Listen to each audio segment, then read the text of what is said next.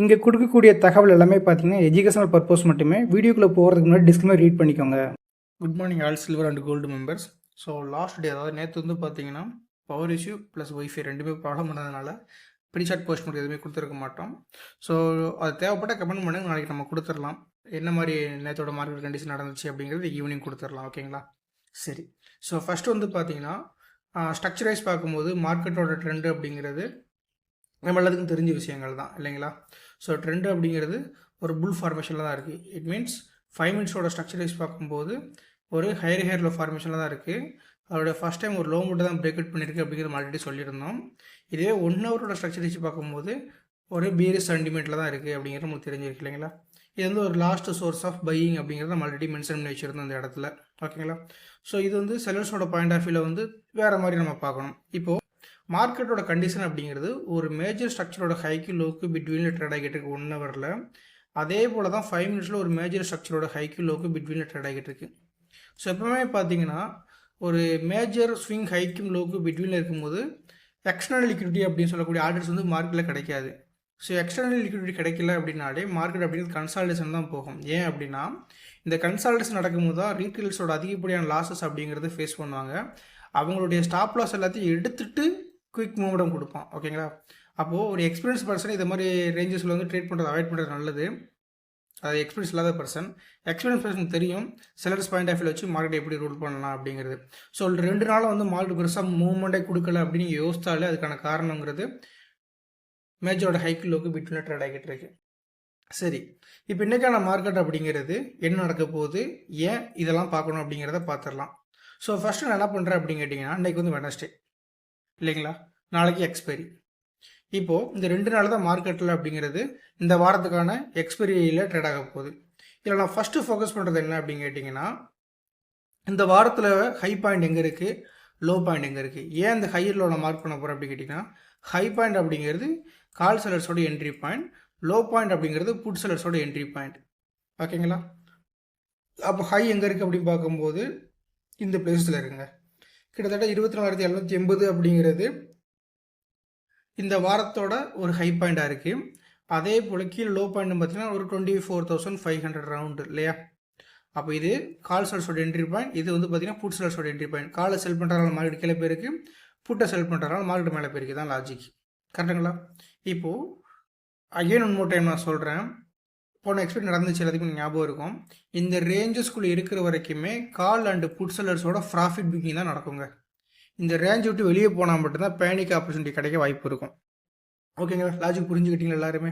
சரி, அப்போது இன்றைக்கி மார்க்கெட் அப்படிங்கிறது 24,650, 620, 600.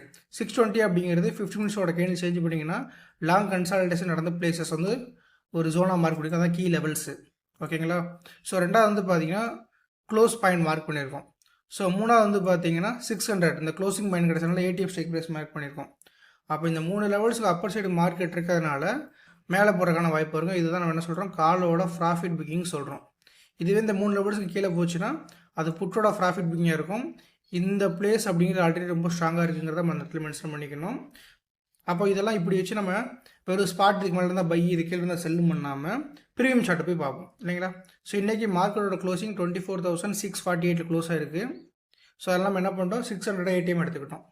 அப்போது மார்க்கெட் ஸ்பாட்டு இந்த லெவல்ஸ்க்கெலாம் அப்பர் சைடு போகும்போது put option premium sniper point below இருக்கும்போது ஆப்போனண்ட் அப்படிங்கிறவன் அவனோட க்ளோஸ் அபோவ் இருக்கும்போது கண்டிப்பாகவே பார்த்தீங்கன்னா ஒரு 2 ஸ்கொயர் நம்பர் டார்கெட் அடிக்க வேண்டியிருக்கு. 81 வச்சா கூட 100, 120 டார்கெட் அடிக்கிறதுக்கான வாய்ப்பாக இருக்கும் மார்க்கெட்டில்.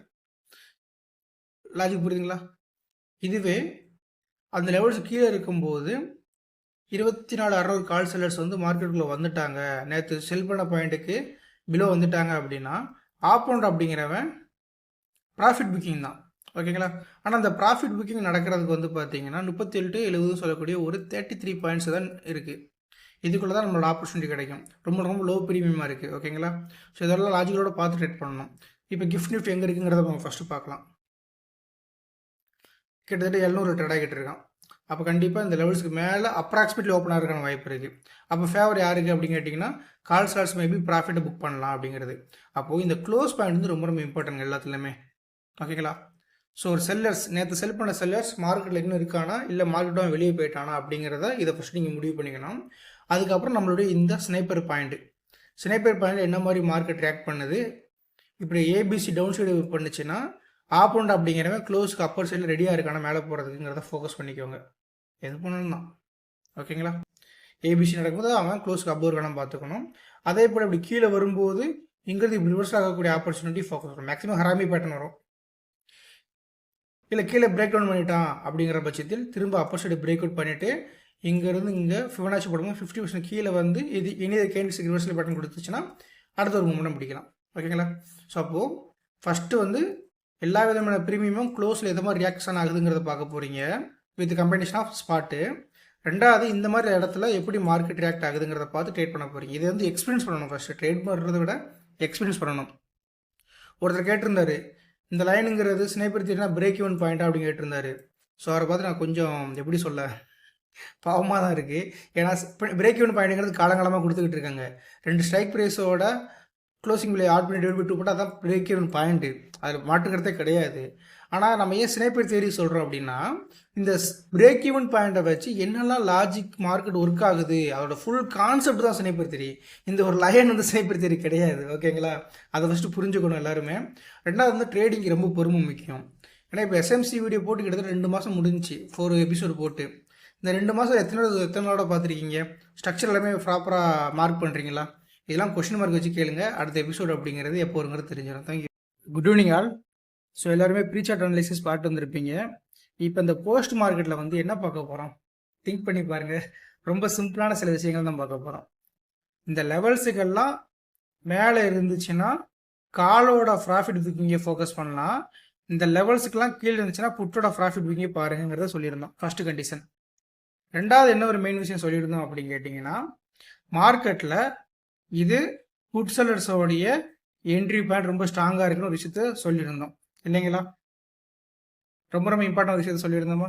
ஸோ மூணாவதா ப்ரீமியமில் இருக்கக்கூடிய க்ளோஸ் வேல்யூ ரொம்ப ரொம்ப இம்பார்ட்டன்ட் அப்படின்னு சொல்லியிருந்தோம். எவ்ரி ப்ரீமியமோட க்ளோஸ் வேல்யூ ரொம்ப இம்பார்ட்டன் சொல்லியிருந்தோம். நாலாவது இந்த இடத்துல வரக்கூடிய சினாரியோ எப்படி இருக்காதுன்னு பாருங்கன்னு சொல்லியிருந்தோம். கரெக்டுங்களா. இப்போது இன்னைக்கு மார்க்கெட் அப்படிங்கிறது ஃபஸ்ட்டு 15 நிமிஷம் மார்க்கெட் ட்ரேட் பண்ணக்கூடாதுங்க.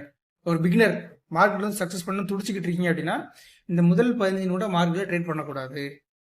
ஸோ இந்த ஃபஸ்ட்டு 15 நிமிஷம் மார்க்கெட் ட்ரேட் பண்ணல அப்படின்னா வித்தின் 5 மினிட்ஸ் என்ன பண்ணிட்டா மார்க்கெட்டு க்ளோஸுக்கும் கீ லெவல்ஸுக்கும் பிலோ வந்தாச்சு. ப்ரீவியஸோட க்ளோஸ் பாயிண்ட்டுக்கும் கீ லெவல்ஸுக்கும் பிலோ அப்படிங்கிறது மார்க்கெட் கம்ப்ளீட்டாக வந்துட்டான். இப்படி கம்ப்ளீட்டாக வரும்போது பார்த்தீங்கன்னா கால் செல்லர்ஸ் நேற்று அவன் செல் பண்ண பாயிண்ட்டுக்கு கீழே மார்க்கெட்டை கொண்டு வந்துட்டான். இட் மீன்ஸ் கால் செல்லர்ஸோட ஏடிஎம் செல்லர்ஸ் மார்க்கெட்டில் ஸ்ட்ராங்காக இருக்காங்கிறத ஷோ பண்ணுறான். அப்போ கண்டிப்பாக ஓடிஎம்மும் அவனோட ப்ரீவியஸோட க்ளோஸ் பாயிண்ட்டுக்கு கீழே வந்தாச்சு. லாஜிக் புரியுதுங்களா. அதுக்கப்புறம் பார்த்தீங்கன்னா 24,500 put sellers OTM sellers close above போயிட்டான். இங்கே பார்த்தீங்கன்னா இவனும் க்ளோஸ் அபோவ் போயிட்டான். கரெக்டுங்களா. நம்ம ஒவ்வொரு நாளுமே ஒரு விஷயத்த சொல்லிக்கிட்டே இருக்கோம். என்ன அப்படின்னு கேட்டிங்கன்னா ஸ்னைப்பர் பாயிண்ட் மீட் ஆகாமல் மார்க்கெட்டில் மூமெண்டம் லேது பையா அப்படிங்கிற விஷயத்த சொல்லிக்கிட்டு இருக்கோம். கரெக்டுங்களா. அப்போது எதுவுமே எனக்கு ஸ்னைப்பரையே டேப் ஆகாமல் தான் ட்ராவல் ஆகிட்டு இருக்கு. ஸோ இப்போ க்ளோஸில் இருந்து இந்த 53 வரும்போது ஆப்போனண்ட் அப்படிங்கிற க்ளோஸ் அப்போ தான் என்ட்ரி தான். ஓகே தான், சூப்பர், மாற்றுக்கிறதே கிடையாதுங்க. அப்போ 37 அப்படின்னு பார்க்கும்போது அடுத்த ஸ்கொயர் நம்பர் 47 அப்படிங்கிற லெவல்ஸ்க்கு அப்போ இருந்தால் ட்ரேடை பற்றி இங்கே வச்சுக்கலாம். ஆனால் 47 தான் போகவே இல்லை. இன்னைக்கு 47 மேலே பாடி க்ளோஸ் ஆகவே இல்லையே.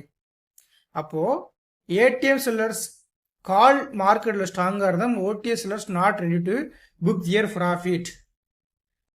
இது மாதிரி ஒரு கண்டிஷன் வந்தால இவனுக்கும் போட்டி கிடையாது, இவங்க ரெண்டுக்கு தான் போட்டி அப்படின்னு நம்ம சொல்லியிருக்கோம் பல டைம். கரெக்டுங்களா. ஆனால் ஸ்னைப்பர் எதுவுமே டேப் ஆகலை. அப்போ இந்த ஸ்னைப்பர் பாயிண்ட் அப்படிங்கிறது அதாவது பிரேக் ஈவன் பாயிண்ட் தான் அது உண்மையான மீனிங். ஆனால் அதில் வரக்கூடிய தேரி நம்ம எழுதுனது. இந்த தேரிலாம் இது நடந்தால் தான் ட்ரேடுங்கிறது. அப்போ இது இப்படி என்ன ஆகணும், ஒன்று மேலே இருந்து புல் பேக் கொடுத்து போகலாம், இல்லை கீழே பிரேக் டவுன் பண்ணிவிட்டு இங்கே புல் பேக் கொடுக்கும்போது ஆப்போனன்ட் ட்ரேட் போகலாம், இப்படி நடக்கலாம். இல்லைனா கீழே இருந்து மேலே பிரேக் டவுன் பண்ணிட்டு புல் பேக் கொடுக்கும். இதான லாஜிக். இந்த 3 தானே வரப்போகுது. அப்போ இன்றைக்கி என்ன வந்துச்சு அப்படின்னா நேராக கீழே வந்தோடனே அழகாக ஒரு டிராகன் ஃப்ளே காம்போ பண்ணிங்கன்னா மார்னிங் ஷார் என்ட்ரி ட்ரிகர் ஆயிடுச்சு. அப்போது இந்த இடத்துல மார்க்கெட் என்ட்ரி டிகர் ஆயிடுச்சு அப்படின்னா எங்கெங்கே போகணும் மார்க்கெட்டு? மினிமம் 2 ஸ்கொயர் குறைக்க சொல்லியிருக்கோம் இல்லைங்களா நம்ம. அப்போது என்ட்ரியான இடம் கிட்டத்தட்ட 63 தான். அப்போ அடுத்த டார்கெட்டு 81, அதுக்கு அடுத்த டார்கெட்டு 100. ஸோ மார்க்கெட்டோட ஹை பாயிண்ட் 100க்கு ஒரு ₹1.15 கம்மி. ஆல்மோஸ்ட் டன் இல்லையா? கிட்டத்தட்ட டன் முடிஞ்சு. 2 ஸ்கொயர் நம்பர் நம்மளுக்கு போதுமானது கிடச்சிருச்சு. இல்லை அவ்வளோ தூரம் வெயிட் பண்ண முடியாது அப்படின்னீங்கன்னா 30 பாயிண்ட் போதுமானது 1 டேயில் ட்ரேடுக்கு. கரெக்டுங்களா? ஸோ அதுக்கப்புறம் என்ன பண்ணிச்சு, மார்க்கெட் திரும்ப ஃபால் ஆகுது. ஸோ ஃபால் ஆகுது, ஸ்னைப்பர் கீழே வர முடியல. திரும்ப ஸ்னைப்பர்ல இருந்து ஒரு ஃபுல் பேக் ஏபிசி பேட்டர்ன் போட்டிருக்கானா, இன்வெர்டர் ஹேமர் அடிச்சிருக்கானா, திரும்ப அதே போல ஒரு ரேலி கொடுத்துருக்காங்க. இந்த ரேலி ஏன் ஒரு 100 டார்கெட் போகல அப்படின்னா இங்கே ஸ்னைப்பர் ரீச் ஆயிடுச்சு. முடிஞ்சா இது ஏன் நான் புட் சைடே எடுத்துக்கிட்டு இருக்கணும்? ஏன்னா நேத்தோட ATM strike price 24,600, key levels 24,620, close point 24,649. எந்த அளவுக்கு கீ லெவல்ஸ் வந்து இன்னைக்கு மேஜர் ரோல் ப்ளே பண்ணியிருக்குங்கிறது பார்த்தாலே உங்களுக்கு தெரிஞ்சிடும். இந்த லெவல் சும்மாவில் எப்படி வருதுன்னு நான் சொல்லிட்டேன். லாஜிக் புரியுதுங்களா? அப்போது புட் சைடு தான் இன்னைக்கு மார்க்கில் இருந்திருக்கு அப்படிங்கிறது உங்களுக்கு ரொம்ப ஸ்ட்ராங்காக ஸ்பாட்டும் கொடுத்துருக்கு. அதே போல் கால் செல்லர்ஸும் கொடுத்துட்டாங்க. அப்போது யாருக்கான ஆப்பர்ச்சுனிட்டினா புட்டோட செல்லருக்கு தான் ப்ராஃபிட் புக்கிங் பண்ணணும். ஓடிஎம் புட் செல்லர்ஸ் அப்படிங்கிறவன் ப்ராஃபிட்டை புக் பண்ணுறதுக்கு ரெடி ஆகலை. அப்போது ஏடிஎம் டு ஏடிஎம் தான் நீ ஃபைட் நடக்குங்கிறது தெரிஞ்சுக்கிட்டோம். எதனால் க்ளோஸ் பிலோ வந்தும் இவன் என்ன பண்ண முடியல, மினிமம் ஸ்கொயர் நம்பருக்கு மேலே கூட போக முடியலங்கிறது தெரிஞ்சுக்கிட்டோம். அப்போ இவனுக்கு தான் போட்டிங்கிறது தெரிஞ்சிருச்சு, நடந்துருச்சு. சிம்பிள் லாஜிக் பாருங்க. அப்போ நீங்கள் வந்து எழுதுங்க ஒவ்வொரு நாளும் எதை மாதிரி நம்ம கொடுக்குறோங்க, வந்து டிப்ஸ் கால்ஸ் கொடுக்கவே இல்லை. ஸோ மார்க்கெட் எப்படி ரன் ஆகுது அப்படிங்கிறத உங்களுக்கு ஃபுல் எக்ஸ்பிளனேஷன் கொடுத்துக்கிட்டு இருக்கேன். சிம்பிள். ஓகேங்களா? தேங்க்யூ.